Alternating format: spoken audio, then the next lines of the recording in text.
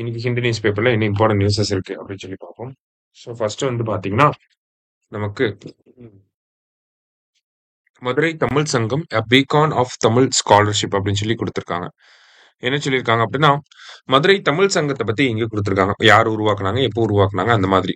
So இந்த மதுரை தமிழ் சங்கத்துக்கு original name என்ன அப்படின்னு பாத்தீங்கன்னா செந்தமிழ் கலசாலை அப்படின்னு சொல்லி கொடுத்துருக்காங்க. சரியா, செந்தமிழ் கலசாலை அப்படின்னு சொல்றாங்க. இது உருவாக்குனது யாருன்னா பாண்டித்துரை தேவர் அவர்கள். நம்ம வந்து ஸ்வதேசி ஸ்டீம் நேவிகேஷன் படிச்சப்ப இதை படிச்சிருப்போம் இல்லையா? பாண்டித்துரை தேவர் ஹஜி ஃபக்கீர் முகமது அப்படின்னு சொல்லி. ஓகேவா? ஸோ பாண்டித்துரை தேவர் அவர்கள் தான் இந்த செந்தமிழ் கலசாலைன்னு சொல்லக்கூடிய மதுரை தமிழ் சங்கத்தை உருவாக்கி இருக்கிறார். எப்போ அப்படின்னா இந்தியன் நேஷனல் காங்கிரஸோட மெட்ராஸ் செஷன் 1901 அந்த டைம்ல தான் வந்து இதை உருவாக்கி இருக்காரு. சரிங்களா? ஸோ அந்த சங்கம் வந்து நிறைய ட்ரெடிஷ்னல் கோர்சஸ்லாம் வந்து ஆஃபர் பண்ணியிருக்காங்க.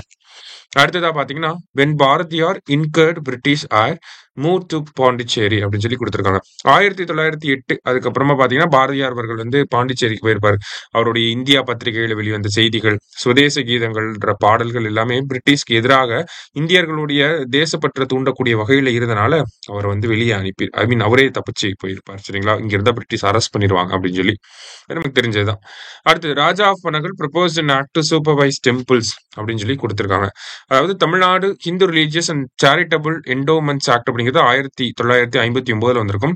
அதுக்கு முன்னாடி பாத்தீங்கன்னா நீதி கட்சி ஜஸ்டிஸ் பார்ட்டி வந்து ஆட்சியில இருக்கப்ப என்ன பண்ணிருப்பாங்கன்னா நமக்கு இந்து ரிலீஜியஸ் என்டோமெண்ட்ஸ் போர்டு அப்படிங்கறது உருவாக்கி இருப்பாங்க 1925 இல்லையா? ஸோ 1927 வந்து HRCE அப்படிங்கிற ஒரு போர்டை உருவாக்கியிருப்பாங்க. அதுக்கான ஸ்டெப்ஸை எடுத்தது யாருன்னா ராஜா ஆஃப் பனகல் தான். ஒரு ஆக்டை ப்ரப்போஸ் பண்ணி வைஸ்ராய் லார்ட் இர்வின் வந்து பாத்தீங்கன்னா அது சப்போர்ட் பண்ணி அக்செப்டும் பண்ணியிருப்பாரு. அதுக்கப்புறம் தான் 1927 உருவாயிருக்கு அப்படின்னு சொல்லி ஹிந்து பேப்பர்ல கொடுத்துருக்காங்க. சரியா? ஸோ இது சப்போர்ட் பண்ண வைஸ்ராய் யார் அப்படின்னா லார்ட் இர்வின். அதான் நம்ம இந்த இடத்துல நோட் பண்ணணும். மற்ற விஷயங்கள் நமக்கு தெரிஞ்சதுதான், லார்ட் இர்வின் நோட் பண்ணிக்கோங்க. அடுத்தது ராஜேந்திர சோழன் அவர்கள், அவரை பத்தி தான் நம்ம தொடர்ச்சியா பார்த்துட்டே வரோம். ஸோ அவரு சவுத் ஈஸ்ட் ஏஷியாவுக்கு போயிருப்பாரு, ஸ்ரீலங்காவை கான்கோர் பண்ணியிருப்பாரு அப்படிங்கிறதெல்லாம் நம்ம பார்த்துருந்தோம் இல்லையா? ஸோ அதை பத்தின ஒரு ஹிஸ்டரியை வந்து ட்ரேஸ் பண்ணியிருக்காங்க. ஸோ ராஜேந்திர சோழனை பொறுத்த வரைக்கும் பாத்தீங்கன்னா 1012 தான் அவர் அரியணைக்கு வராரு. வந்த 5 வருஷத்திலே வந்து பாத்தீங்கன்னா நமக்கு என்ன பண்ணியிருப்பார் அப்படின்னா 1017 வந்து ஸ்ரீலங்காவுக்கு எதிராக படையெடுத்து சென்றிருப்பார். அங்க இருக்கக்கூடிய மஹிந்தா 5 அப்படிங்கிற மன்னரை தோக்கடிச்சு சோழர்களுடைய ஆட்சி வந்து ஸ்ரீலங்கால ஒரு 12 வருஷத்துக்கு வந்து இருந்திருக்கும். அதுக்கப்புறமா என்ன ஆயிருக்கும்னா 1029 கசாப்பா, மஹிந்தாவோட பையன் கசாப்பா, ஓகேங்களா, அவருடைய வாரிசு கசாப்பா அப்படிங்கிறவர் என்ன பண்ணிருப்பாரு அப்படின்னா மறுபடியும் சோழர்களை தோக்கடிச்சுட்டு இலங்கையோட ஆட்சியை வந்து அவர் கையில எடுத்திருப்பாரு. ஓகேவா? அவர் வந்து கசாப்பா, அவரோட ஆட்சியில அவரோட பேர் என்னன்னா விக்ரம பாகு அப்படின்னு சொல்லி சொல்றாங்க. ஓகேவா? மறுபடியும் சோழர்களை தோக்கடிச்சுட்டு 1029 அதனுடைய ஆட்சியை வந்து எடுத்திருப்பார். ஸ்ரீலங்காவோட ஆட்சியை கையில எடுத்திருப்பார். சோ இலங்கையில இருக்கக்கூடிய ஒரு கல்வெட்டுல ராஜேந்திர சோழருக்கு என்ன பேர் கொடுத்திருக்காங்க அப்படின்னு பாத்தீங்கன்னா திருமண்ணி வளாரா அப்படிங்கிற ஒரு பேர் வந்து கொடுத்திருக்காங்க. சோழர்களுடைய ஆட்சி, சோழர்களுடைய கட்டிடக்கலை அப்படிங்கிறத அந்த இடத்துல ராஜேந்திர சோழன் அவர்கள் நிறுவி இருப்பார். அதுக்கப்புறமா தான் 1025 வந்து பாத்தீங்கன்னா ஸ்ரீவிஜயம் அப்படிங்கிற அந்த ஒரு டைனஸ்டி அட்டாக் பண்ண போயிருப்பார். ஸ்ரீவிஜயத்தோட முக்கியமான பகுதி என்ன அப்படின்னு சொல்லி பாத்தீங்கன்னா கடாரம் அப்படிங்கிற பகுதி, இந்த மலாய் பெனின்சுலா. சரியா? சோ அந்த கடாரம் அப்படிங்கிற பகுதி தான் வந்து இந்தியாவுக்கும் சைனாவுக்கும் இருக்கக்கூடிய அந்த வர்த்தக உறவுகள் எல்லாத்தையுமே வந்து அந்த வர்த்தகம் எல்லாமே வந்து அந்த கப்பல்கள் எல்லாமே வந்து பாத்தீங்கன்னா அந்த வழியாக தான் போகும். சரியா? அதனால ஸ்ரீ விஜயத்தை வந்து அட்டாக் பண்றாரு அப்படின்னு சொல்லி கொடுத்திருக்காங்க. சோ கடாரம் அப்படிங்கிற பகுதியை ஆண்டு கொண்டிருந்த மன்னர் யார் அப்படின்னா சங்கிரம விஜயோ துங்கவர்மன் அப்படிங்கிறவங்க. சரியா? அவரை தோக்கடிச்சிட்டு அந்த பகுதியை கொஞ்ச நாள் வந்து ஆட்சி பண்ணியிருப்பாங்க. அதாவது ஆட்சி பண்ணியிருக்காங்க இந்த சென்ஸ் லோக்கல் பீப்புளையே வந்து நீங்களே ஆட்சி பண்ணிக்கோங்க அப்படின்னு சொல்லி விட்டுட்டு அவங்க கிட்ட இருந்து நிறைய ட்ரிபியூட் மட்டும் வாங்கியிருப்பாங்க. நிறைய பரிசு பொருட்கள், அந்த காசை வந்து வாங்கிட்டு வந்திருப்பாங்க. சரியா? அதனாலதான் இவரை வந்து என்னன்னு சொல்றாங்க கடாரம் கொண்டான் அப்படின்னு சொல்றாங்க. ஓகேவா?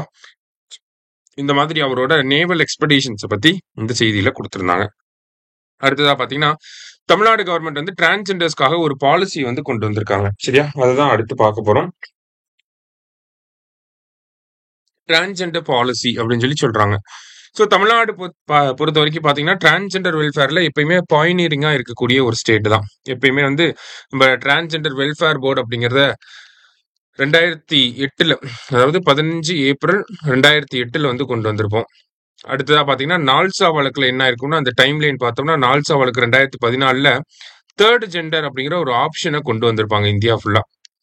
அதுக்கப்புறமா என்ன ஆயிருக்கும்னா நமக்கு டிரான்ஸ்ஜெண்டர் ஆக்ட் வந்து வந்திருக்கும் இந்தியா லெவல்ல 2019 டிரான்ஸ்ஜெண்டர் ஆக்ட் அப்படிங்கிறது வந்திருக்கும். அதுக்கப்புறம் மறுபடியும் தமிழ்நாடு அரசாங்கம் பேர் என்ன பண்ணியிருக்காங்கன்னா டிரான்ஸ்ஜெண்டர் அவார்டு அப்படிங்கிறத கொடுக்குறாங்க. 2020 இருந்து கொடுக்க ஆரம்பிச்சிருக்காங்க. இந்த வருஷம் பாத்தீங்கன்னா பொன்னி ரேவதி அப்படின்னு சொல்லி 2 பேருக்கு வந்து கொடுத்துருப்பாங்க. பொன்னி அடுத்ததா பாத்தீங்கன்னா ரேவதி அப்படின்னு சொல்லி 2 பேருக்கு கொடுத்துருப்பாங்க. 1,00,000 பரிசு தொகை அப்படிங்கிறது இருக்கு. டிரான்ஸ்ஜெண்டர் டே அப்படிங்கிறது இருக்கு. இந்த டிரான்ஸ்ஜெண்டர் டே பாத்தீங்கன்னா ஏப்ரல் 15 டிரான்ஸ்ஜெண்டர் டே அப்படிங்கிறது. வேற என்ன பண்றாங்க அப்படின்னா 1,500 வந்து உதவித்தொகை அப்படிங்கிறது கொடுக்குறாங்க. தமிழ்நாட்டில் 1,500 யாருக்கெல்லாம் கொடுக்குறாங்க அப்படின்னு சொல்லி பாத்தீங்கன்னா 3 கேட்டகரி ஆஃப் பீப்புள். ஒன்னு டிரான்ஸ்ஜெண்டர்ஸ், இன்னொருத்தவங்க பாத்தீங்கன்னா டிஃபரெண்ட்லி ஏபிள்டு பீப்புள், இன்னொருத்தவங்க ஸ்ரீலங்கன் ரெஃப்யூஜிஸ் இலங்கை தமிழர்கள். இவங்களுக்கு தான் வந்து இந்த 1,500 அப்படிங்கிறத கொடுக்குறாங்க. 40 வயசுக்கு மேல இருக்கக்கூடிய டிரான்ஸ்ஜெண்டர்ஸ்க்கு வந்து பாத்தீங்கன்னா இந்த 1,500 வந்து தமிழக அரசாங்கம் கொடுக்குறாங்க. அது இல்லாம வீட்டு பட்டா அதெல்லாமே நம்ம வழங்கிட்டு இருக்கோம். அந்த வரிசையில இப்போ டிரான்ஸ்ஜெண்டருக்குன்னு ஒரு பாலிசி கொண்டு வந்திருக்காங்க 2025ல. இந்த பாலிசியில வந்து பாத்தீங்கன்னா Hindu succession act, India succession act இது எல்லாத்தையுமே வந்து அமெண்ட் பண்ணி அவங்களுக்கு வந்து அந்த சொத்துல பங்கு கொடுக்கக்கூடிய அந்த ஒரு விஷயத்த தமிழக அரசாங்கம் பண்ண போறாங்க அப்படிங்கறத கொடுத்திருக்காங்க. சரியா? கடைசியா பாத்தீங்க அப்படின்னா நலம் காக்கும் ஸ்டாலின் அப்படிங்கிற திட்டம். இந்த நலம் காக்கும் ஸ்டாலின் அப்படிங்கிற திட்டம் ஆகஸ்ட் 2ஆம் தேதி, அதாவது நாளைக்கு இந்த திட்டத்தை வந்து அறிமுகப்படுத்த போறாங்க. இந்த திட்டத்துக்கு கீழே ஒவ்வொரு மாவட்டத்திலையும் ஒவ்வொரு வட்டார அளவுல வந்து பாத்தீங்கன்னா சனிக்கிழமைகள்ல வந்து மருத்துவ முகாம்களை வந்து அமைக்க போறாங்க. அந்த மருத்துவ முகாம்கள்ல நமக்கு தேவையான செக்அப் எல்லாமே பண்ணிக்கலாம். பிளட் பிரஷர், சுகரு, காது மூக்கு தொண்டை கண் பரிசோதனை, இந்த மாதிரியான பல்வேறு பரிசோதனைகளை செய்யறதுக்காகவே இந்த நலம் காக்கும் ஸ்டாலின் அப்படிங்கிற அந்த பரிசோதனைகள் செய்யறதுக்கான ஒரு மருத்துவ முகாம்களை வந்து இந்த திட்டத்துக்கு கீழே கொண்டு வர போறாங்க. சரியா? இன்றைய செய்தித்தாளில் இருந்து முக்கிய செய்திகளை பார்த்திருக்கோம். நன்றி. சுரேஷ் IAS அகாடமி, வெற்றியின் முகவரி.